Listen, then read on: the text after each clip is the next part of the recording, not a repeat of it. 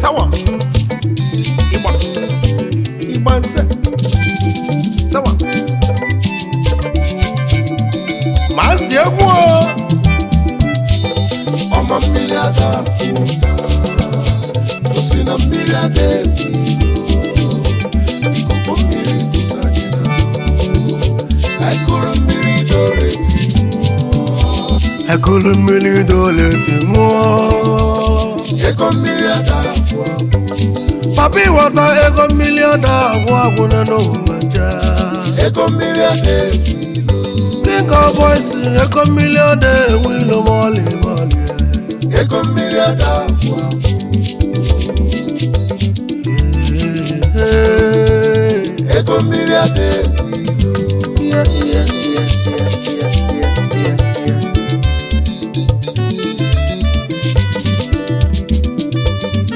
Aha! Osi na mmiri ada akwụ ụta. Egwu nne mmiri ka anyị bịa. Egwu anyị anabanụ n'eshia. Ka anyị ezute street messiah. King of boys na DSP. Papa mmiri.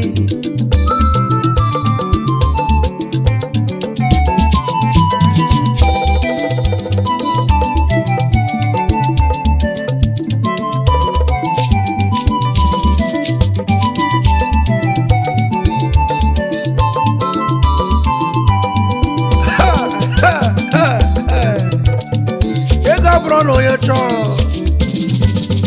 Ega bro cho cho cho. One chokene. Umu Igbo na-egwu ma bịakwa ọzọ. Ọnụ na-ekwu Igbo n'eshia. Ya na Maazị Michael onye ụgbọ. Mbụli Igbo na-anụ n'akọkwa. Anyị je n'ụzụta odogwu nwa. Odogwu akwụnyelu n'ọkụ onye dịka anyị na-ekwu okwu ya. Obele nwa kwụ n'ọkụ na Dubai. Nwa jelu mba polisi agụ nata. Odogwu aka ọkwa jide ebube. Anyị na-ekwu maka High Chief Uchechukwu Emmanuel Obiora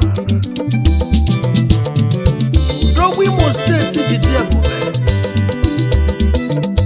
Odogwu amụrụ n'afọ ọkwa. Aka ọkwa jiri eme ọnụ. Nye ka anyị na-ekwu okwu ya. Anyị na-ekwu maka the CEO Rivet Lux Apartment. The CEO Rivet Lux Real Estate.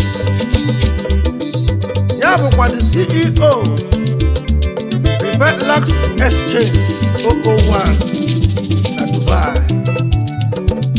Shop Love. Ego mmiri ada agwụ agwụ. Osi na mmiri ada akwụ ụta. Ikuku mmiri kusa anyị na ruo. Ekulu mmiri dorezi nwa. Papiwater. Papiwater. Nwa mmiri. Nwa mmiri. Papiwater. Papiwater. Nwa mmiri. Nwa mmiri. Ọma mmiri ada akwụ ụta.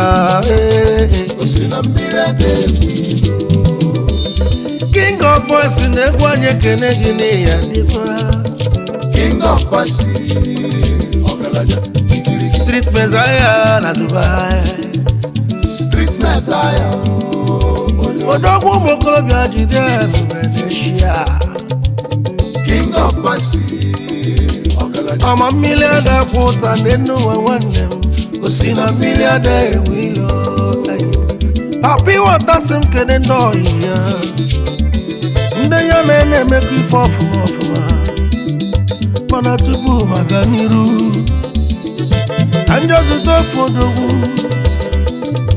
ọga anyị jeje mba na Dubai nnukwu mmadụ ka nnukwu alụsị dogwu ọkwa jide ebube dịka anyị na-ekwu okwu ya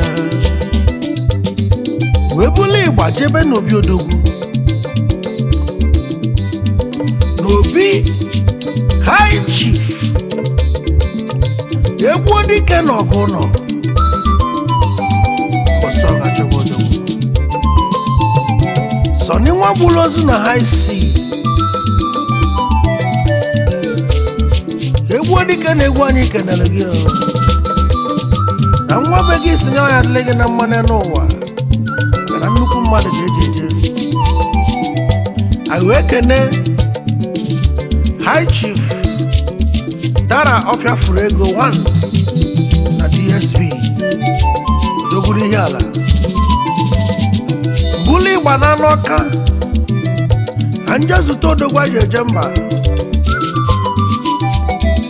ọka na-asọ enwe alụsị ebe n'ebe dibịa ego na Dubai dibịa ego na egwu anyị kenere gị wee buli ịgba ka nje kene odogwu anyị eje mba na Dubai JD King odogwu na egwu anyị kenere gị